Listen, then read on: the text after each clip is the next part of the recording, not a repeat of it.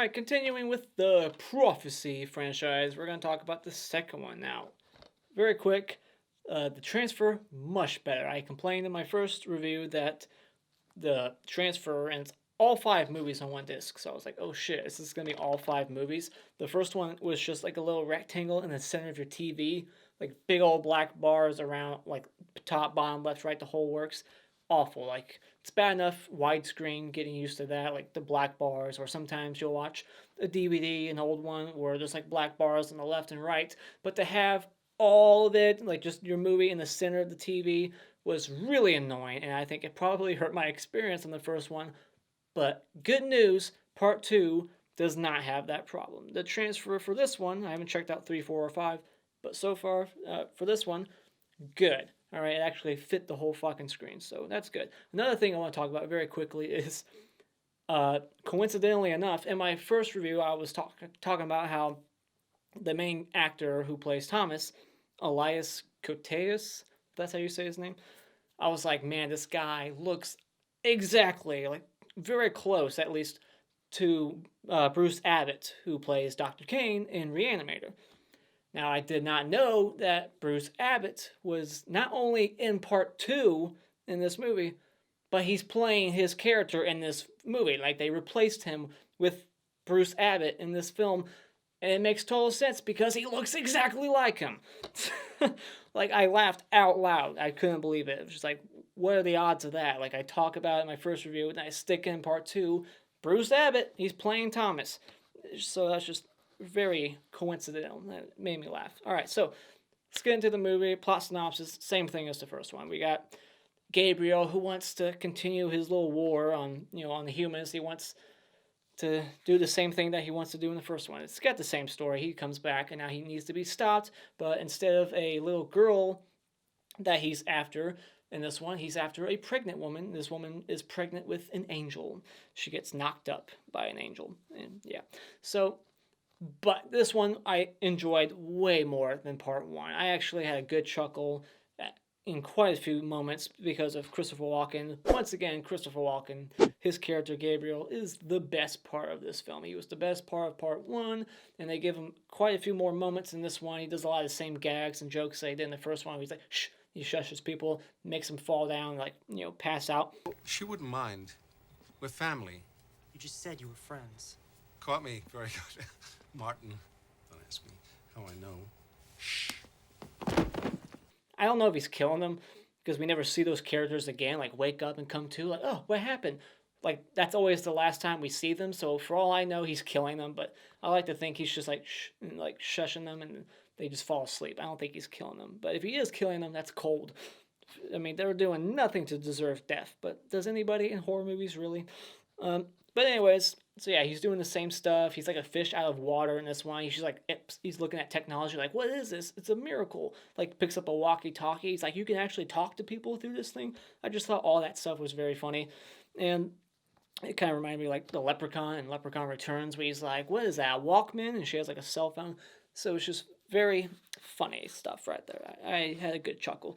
And so not only was the humor good, but the pace of this one flew by a lot quicker. Like, it just hits the ground running, just keeps going. Like, Christopher Walken just gets resurrected in that scene.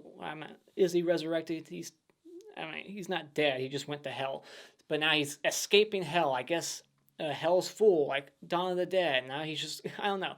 I'm not sure why he got sent back. Maybe I missed the explanation, but I guess he pissed off Lucifer. He just was like, all right, Gabriel, get out of here. Go do your thing. But yeah, he gets out of the ground. It's a pretty cool visual, how that looked. The ground's like melting. It's like molten lava. And there's like a dog nearby just staring. I thought I was going to like walk up and piss on the ground, and we were going to get like a Dream Master, like resurrection of Gabriel. And I will say that Izzy and Gabriel, Izzy played by Brittany Murphey, I liked her as like a lackey, I guess, like a helper of Gabriel's, versus Adam Goldberg, who really didn't do or say too much in the first one. I like this lackey of his way better. I love how they meet. Just she's committing suicide, but then he like stops her and brings her back, and just their back and forth, their moments, like when they go to the diner and she's trying to kill herself. Like throughout the whole movie, she just keeps trying to kill herself, but he won't let her. She can't do it. Roger, dispatch, that's no one, no one. So she's like trying to get him to kill her because I guess that's the only way that you can die is from the hands of someone else. But I mean, in the first one, Adam Goldberg, he got Thomas to shoot him and it worked. But she tries shooting herself, doesn't work. So I guess it has to be somebody else pulling the trigger for some reason. So I like the third act of this movie a lot more than the first one. The first one just felt kind of anticlimactic. It just wasn't action packed. There wasn't a whole lot of suspense there. This one, there's better visuals in there, where they go to this like construction yard. There's a lot more fights going on. There's like two angels battling each other at the same time. So the third act of this movie was definitely a step up from part one. As for anything else, that's about it. Positive wise, just really liked Christopher Walken, and the movie overall just went by quicker, and I didn't hate myself watching it. So the negatives for this movie is the main girl in this film. I just didn't care for her performance, and it's not like this woman is like some random up and comer. This is her first movie. Like this woman, Jessie Beals, I forget the name, but you know her probably. Valerie in this movie, just didn't care for the actress. Like she just is kind of wooden at times. She doesn't really have a lot of emotions, and even when she does kind of like act agitated or pissed off, I'm not buying it. So her performance just was weighing it down some for me. I was like, don't care for her. But she's in all kinds of TV shows. I looked her up. She's done all kinds of stuff. So she's a seasoned actress. But in this one, I guess she just kind of phoned it in. Like, whatever. No one's going to watch this. But, yeah. So, and the action sequences are shot poorly.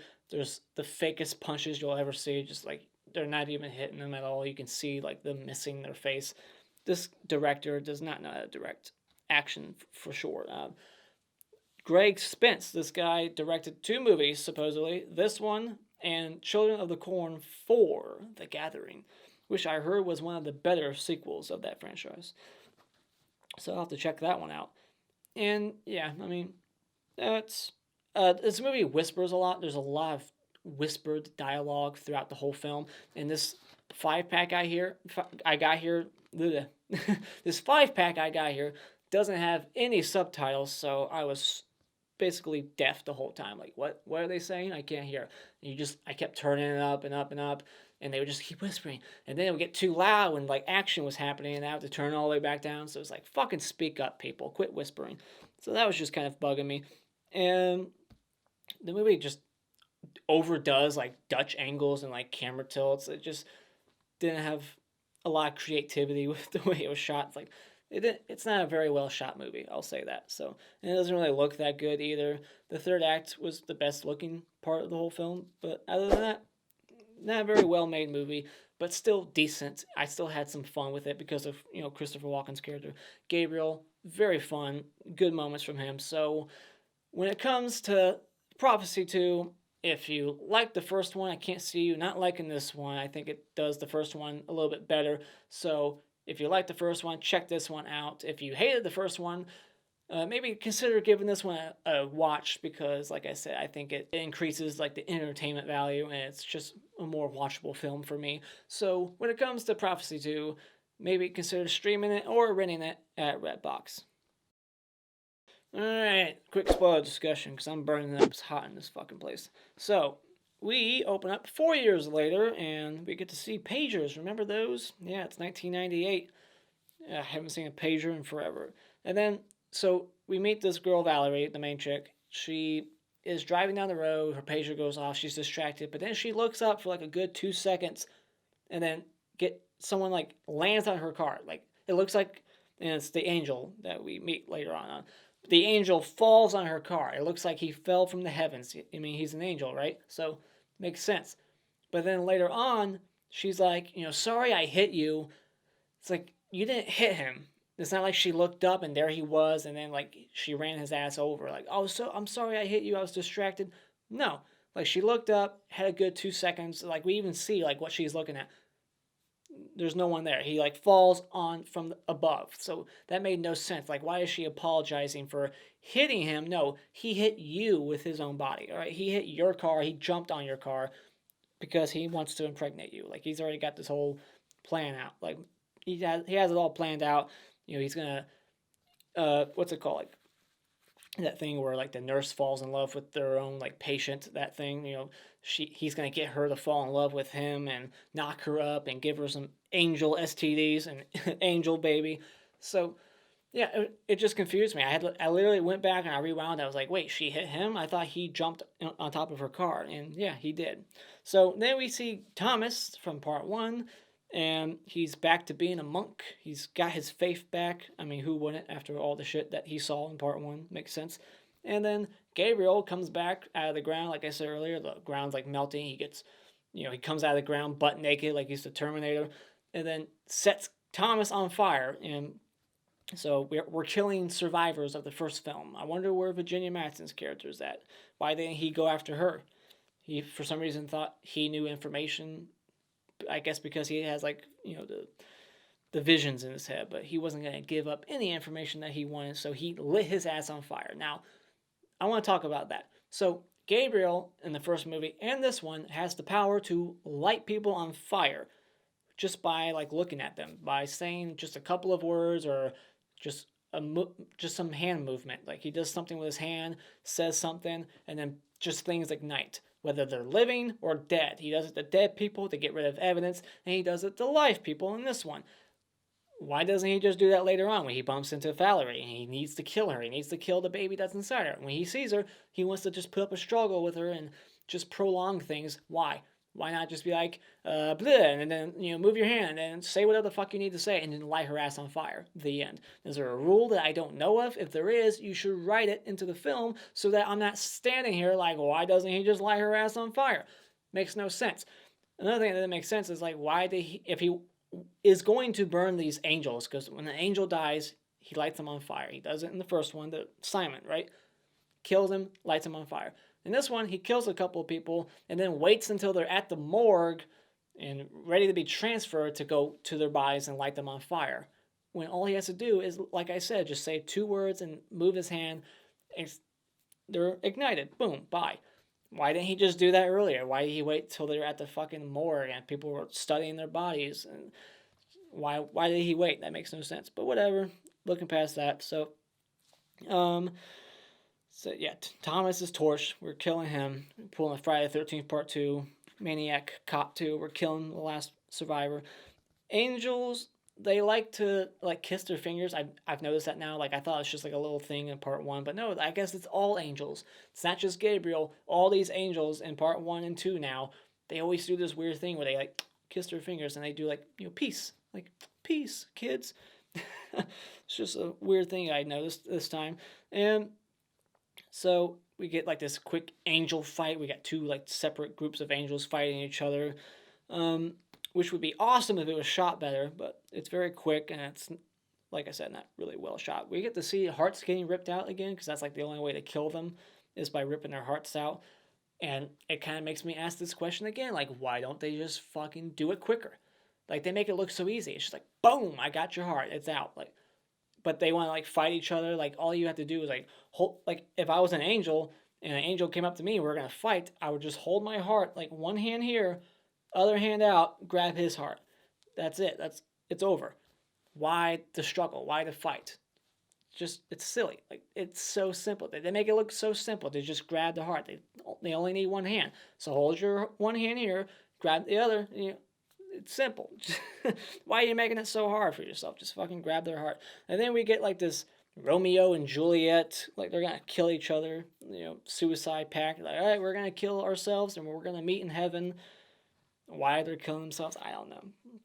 Maybe they're down on their luck, they're out of money, and they're just going to kill themselves. But I like that, Brittany Murphey, she spray paints like a heart on the wall, writes their names in it, and they're going to like crash their car into the brick wall and die together. Meanwhile, Christopher Walken, he's on the roof listening. He has like supersonic hearing now. Like he heard their conversation in their car, windows rolled up and all, and he's all the way on top of the roof, and he's like listening to their conversation. So now he has supersonic hearing as an ability, which was interesting. And I like that we got the same mortician from the first film who was talking about, like, hey, look, it's a hermaphrodite. He seemed like a very silly character, like the silliest character in that movie next to, Gabriel. But I like that he came back, and he's just as silly as he was in the first one. He's constantly telling, like, Valerie that, shut the fuck up and let me talk. Let me say my piece. So I liked his character. I like that we have some cast continuity there. I mean, not with Thomas, but, I mean, they look like the same person. Bruce Abbott and Elias Koteas or whatever. So, yeah, and then we get, like, this funny moment where Izzy is in the car with Gabriel, and she's, like, crashing into the fence, almost hits a dog, and just, I like that moment, the conversation between them, and he's just, like, drive much? Like, he's just, like, criticizing her driving. Like, please don't hit the dog. And then he goes up to, like, this dry cleaning guy, like, shushes him, like, makes him, like, makes him pass out, but he doesn't know how to use a computer, so that's why he needs to get Izzy. And then he sees a cop with a walkie-talkie, doesn't know how to use it, so he shushes, makes him pass out, gets the walkie-talkie and a gun, hands it all to Brittany Murphy's character, like, do you know how to use this shit? She gets the gun, like, shoots herself right in the chest, trying to kill herself. And she's trying to kill herself so much in this movie that I thought it was odd that when we get to the scene where there's all these cops responding to the silent alarm at this church, she's outside the church with a gun in her hand, and they're all like, freeze, freeze. And you would think in that moment she'd be like, awesome, perfect opportunity for me to get killed. Let's see if this works. She could have just started shooting wildly and got herself killed, but she didn't try that at all. Christopher Walken, he walks out, and she just hands the gun to him, and then he, like, points it at them sideways, like, wait, it's not what you think. And they all start blasting him away, and it's, like, slow motion. Just another funny scene. I like that scene. And so we get a moment where the angel shows his wings to Valerie, but not the audience. We don't get to see it. We just see, like, the silhouettes. So I guess they didn't have a budget to make some wings, or why they decided not to show it. I'm not sure why. Like, would it be that difficult? And so we meet Eric Roberts. He's in this movie too, and he's a good angel, I think. Like, he's playing the angel of Michael. And so Izzy finally succeeds in getting herself killed. She sneaks up on Gabriel, and Gabriel, like, throws her instinctively. There we go. Instinctively throws her, thinking that it's Valerie, and then he, like, throws her up against, like, a pipe, and it, like, impales her right in the heart, and she dies, and she's like, thank you, finally. And so then we get this final confrontation between Gabriel and the good angel, and he rips his heart out easy peasy, and then he meets, he confronts Valerie, and then she, like, gets him to, like, fall to their death. But it doesn't work out. He thinks that he's going to kill her, but he lands on a pole, and it goes, like, right to the side of his heart, I guess. How that pole didn't go through, like, both of them, like, how, like, it kind of reminded me of, like, the end of, like, Wishmaster 3, where they jump off the roof together, and they land on a sword, and it goes through the Wishmaster, but it doesn't go through the final girl. It's, like, bullshit. Like, she was just, like, sideways or something. Like, that fall would have killed her. I mean, come on.